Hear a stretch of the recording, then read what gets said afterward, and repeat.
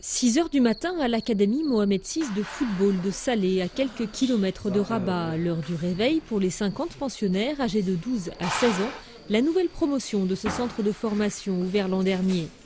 À peine debout, ils enfilent leurs équipements et entament leur premier entraînement du jour. À raison de 3 heures quotidiennement, les progrès sont rapides. Ils avaient un très bon rapport avec le ballon, le contact avec le ballon. Mais dès qu'on le faisait passer dans un collectif, avec un joueur, 2 joueurs, 3 joueurs, c'était très difficile. Il y a eu quand même des progrès sensibles chez les gamins. Et en plus, à cet âge-là, ils sont très réceptifs et puis c'est des éponges, hein, ils absorbent énormément. Tous ont appris à jouer au foot dans la rue. Les 2 tiers d'entre eux sont issus de milieux pauvres. Ils viennent de tout le Maroc et sont entièrement pris en charge par l'académie. Tout est super ici, l'entraînement, l'école, on a eu la chance de rencontrer des entraîneurs de haut niveau et maintenant on a beaucoup progressé.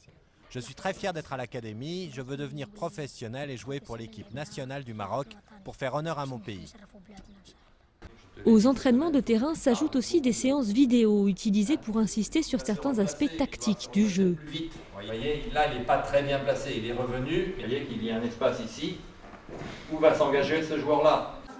Enfin, quand ils ne se consacrent pas au foot, ils sont à l'école de 9h à 13h.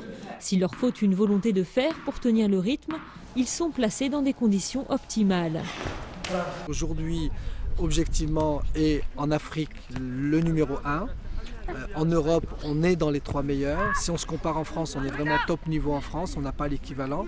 Ce qui nous donne une pression encore supplémentaire pour l'avenir, c'est de produire des joueurs de haut niveau avec une infrastructure telle que celle-là. Des équipements qui ont nécessité un investissement de 13 millions d'euros, des fonds entièrement privés avec une participation du roi lui-même.